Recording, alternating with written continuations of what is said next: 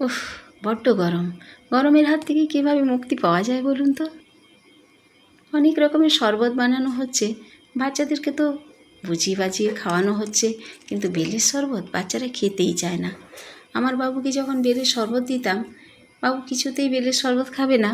আর আমি বলতাম, বাবু এই গরমে বেলের শরবত খেলে পেট ভালো থাকবে, পেট ঠান্ডা থাকবে। বাবু বলতো, না বেলের শরবত আমি খেতে পারবো না, কিছুতেই সে কত বাহানা। তো যাই হোক, আমি আজকে তালের লবাদ দিয়ে বেলের শরবত বানাচ্ছি। তালের লবাদ সব জায়গায় হয়তো পাওয়া যায় না, কিন্তু তালের মিছরি দিয়ে বাচ্চাদেরকে ভুলিয়ে ভালিয়ে খাওয়াতেই পারেন। আমি তালের লবাদ দিয়ে টুকরো টুকরো করে এভাবে সাজিয়ে বেলের শরবত রেডি করে রাখবেন, দেখবেন বাচ্চা বড় সকলে ভীষণ পছন্দ করবে।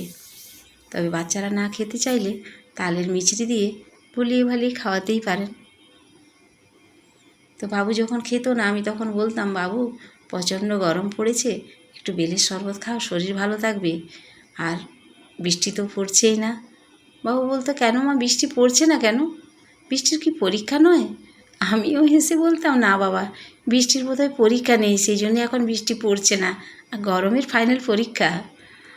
তো সেই দিনটি আজ মনে পড়ছে, সত্যি হাঁসফাঁস করা গরমে মনে হচ্ছে সত্যি সত্যি গরমের ফাইনাল পরীক্ষা।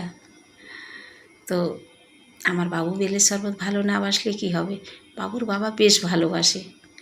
বৈশাখের প্রখর রৌদ্রে হাঁসফাঁস করা গরমে যখন তেতে পুড়ে আপনার প্রিয় মানুষটি বাড়িতে ফিরবেন, তখন এভাবেই ঠান্ডা ঠান্ডা এক গ্লাস শরবত দু হাত দিয়ে বাড়িয়ে দেবেন আপনার প্রিয় মানুষটির হাতে। এভাবে সকলেই শরবত বানান, শরবত খান, আপনি নিজেও খেতে ভুলবেন না। সকলেই ভালো থাকুন, সুস্থ থাকুন। বৃষ্টি আবার পড়া শুরু করবে, আর গরম ফাইনাল পরীক্ষা দেওয়া শেষ করবেই।